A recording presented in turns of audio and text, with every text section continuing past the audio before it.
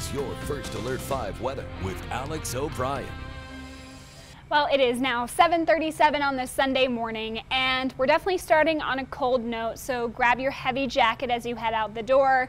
But those temperatures are going to be rising quickly, especially now that the sun has been up for about 40 minutes. So it's 19 right now in Pueblo, still got the shade on the Riverwalk, so certainly chilly enough that you'll need that coat while that sun is still rising. It's 29 in Colorado Springs right now.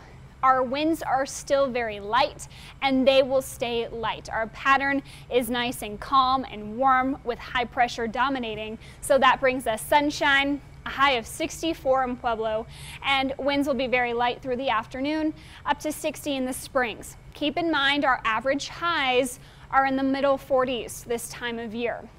Now I want to switch gears a little bit and talk more so about our drought and our upcoming winter pattern. So after a very dry and hot summer, our drought has expanded across the state, now to extreme and exceptional conditions in the red hues and more of the tan and orange hues dominating southern Colorado.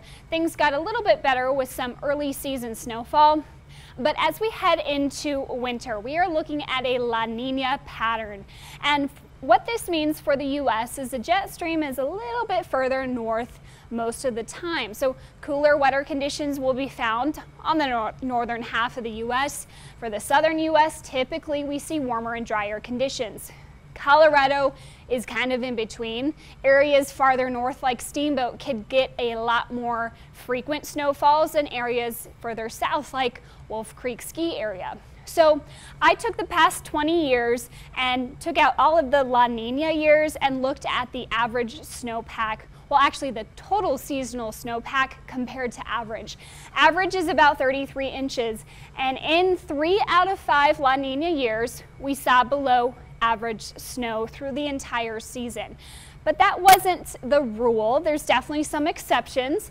Like several of these years, we saw average or above average snow. So we see a trend towards drier and milder conditions in a La Nina winter in Colorado. That might not always be the case. So we still have hope for the drought to maybe reduce a little bit into the early portions of spring. But with the pattern as mild and warm as it is now, I'm not surprised to see that, because that's what a typical La Nina will bring us. But the weather pattern changes quickly. I am expecting cold air to arrive as we head into Thursday and Friday.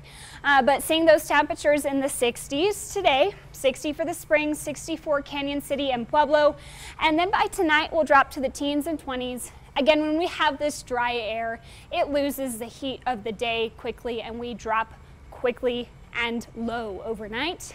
By tomorrow, we'll be into the 50s and 60s. So this warm pattern sticks around until Thursday. That's when our cold front arrives, and I have introduced an impact 1 out of 5 chance for snow showers. The impacts should be minimal at this point in time, and overall it'll just be a cold wrap up to the week. For Canyon City and Pueblo, mid-60s through Wednesday, then back to the 40s Friday, Saturday. And for Woodland Park, we're going to stay nice and mild and warm, get outside, enjoy it before the bottom drops out. We're back to the 20s and 30s.